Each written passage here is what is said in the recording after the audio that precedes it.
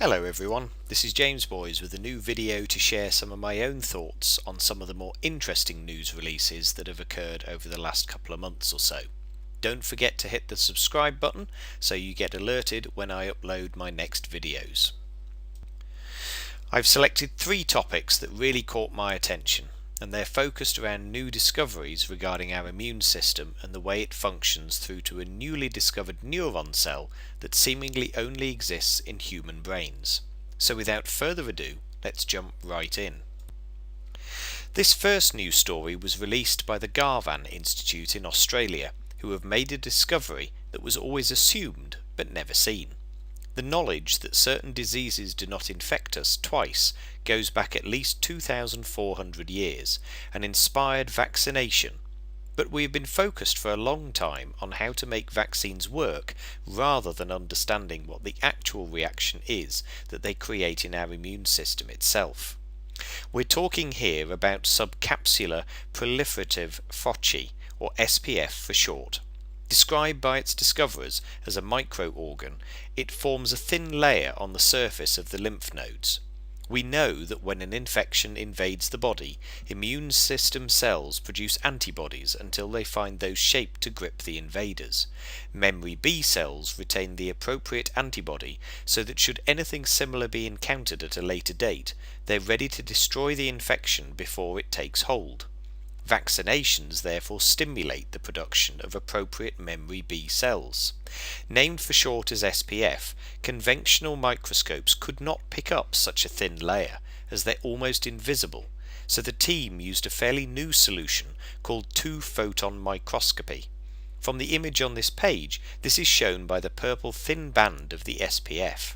Clearly, unless there's an infection present, these dynamic structures are not permanently present, and that was another reason why this discovery took time to uncover.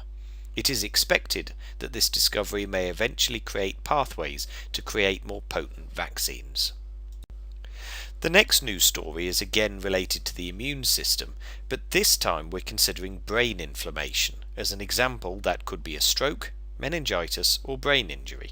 Previously, we had thought immune cells were transported via the bloodstream from other parts of the body to deal with brain inflammation, but this new discovery suggests that these cells have had a shortcut all along, and the bloodstream may not be the only method of transportation.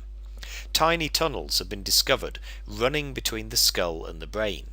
These tunnels were uncovered when a team of researchers set out to learn whether immune cells delivered to the brain following a stroke or meningitis originated from the skull, or from the larger of the 2 bones found in the shin, the tibia.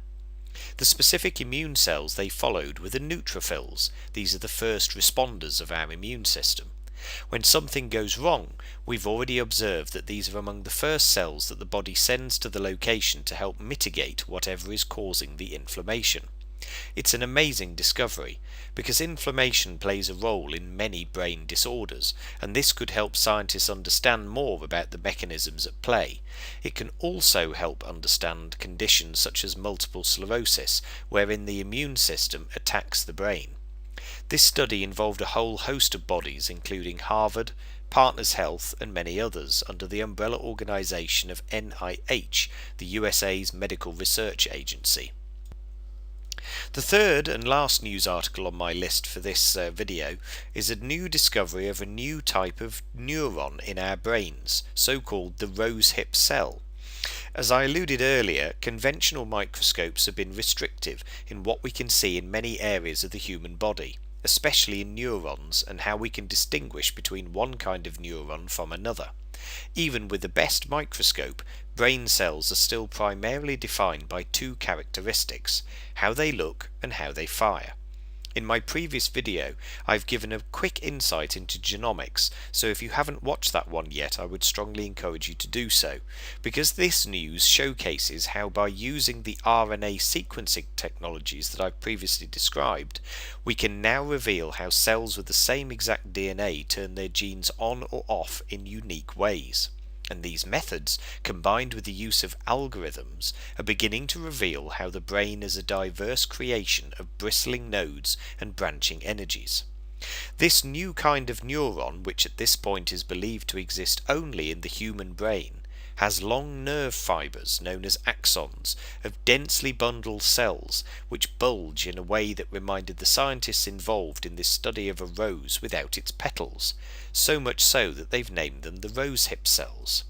Today, we believe that neurons come in two types: excitatory cells, which sends information to the cells next to them, and then inhibitory cells, which slow down or stop those excitatory cells from firing. These newly discovered rosehip cells belong to the latter type, and based on their physiology seem to be a particularly potent type of inhibitory cell. Well, that's it for this video.